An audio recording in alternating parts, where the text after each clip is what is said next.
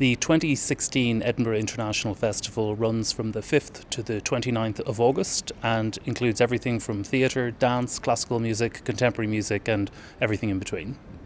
I think we've got a really terrific opening weekend. On the 5th of August, our opera programme begins with Bellini's Norma, with a wonderful production from the Salzburg Festival with the extraordinary mezzo-soprano Cecilia Bartoli.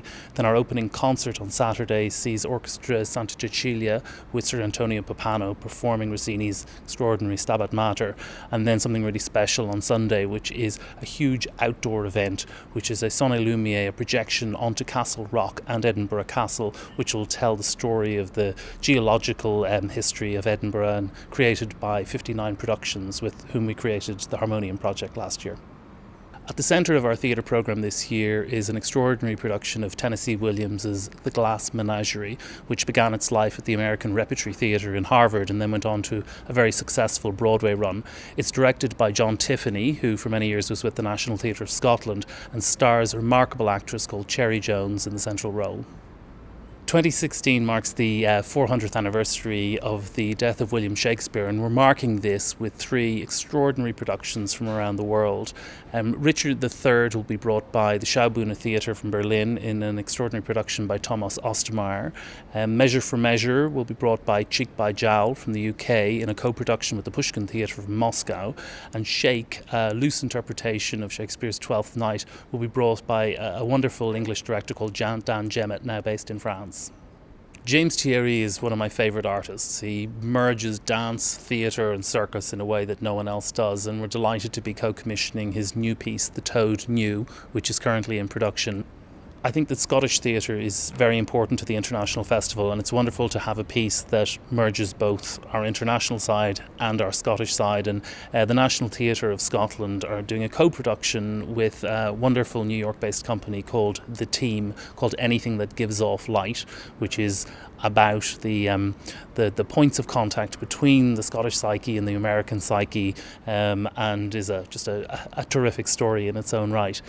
One of the things we did last year, which was very successful, is revive a number of Scottish productions that had proved very successful. And this year we're shining a light on a company called Vanishing Point and their artistic director Matthew Lenton, with two productions, The Destroyed Room and Interiors, in special festival revivals. One of Scotland's best loved performers, Alan Cumming, who's known to people from film, from TV and from his extraordinary stage work, is Alan Cumming. And Alan will be our house artist, if you will, at the Hub, where his show Alan Cumming Sings Sappy Songs will be performed most nights of the festival at 10:30. So we hope that that's going to be a terrific experience for people at the end of their festival day. I think what Edinburgh and the International Festival offers that no one else can is the extraordinary breadth of performing arts that are covered. Over a few days you can see a great opera star like Cecilia Bartoli in Norma. Then you can go and see a great orchestra like the Gewandhaus Orchestra or Santa Cecilia.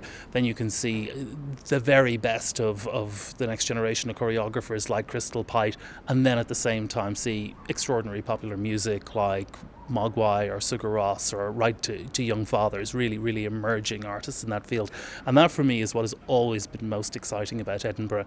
It's that regardless of your tastes, you'll find something, and then once you've found what your tastes are, you're probably going to end up being surprised by things that you'd never even imagined you'd go to before.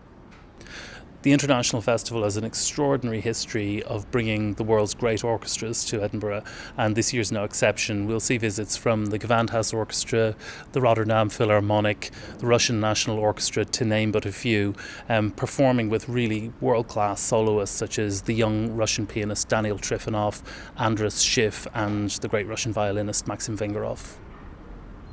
The 2016 International Festival begins and ends on a very grand scale. To start off with, we have an amazing project called Deep Time, where a company called 59 Productions will create a mapped projection onto the west side of Castle Rock and the castle and tell the geological story of Edinburgh.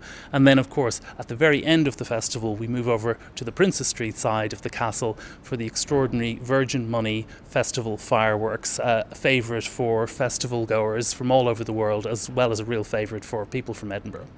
It's very important for us that the International Festival is accessible to as wide a group of people as possible, and that's particularly true of young people. So as well as having a range of discounts across the whole programme for young people, we have some specific programming, including 2 dance works, one by the extraordinary British choreographer Akram Khan and the other by an amazing Belgian company called Company K, and these are for people from 7 up, and I think are really, really important additions to the festival.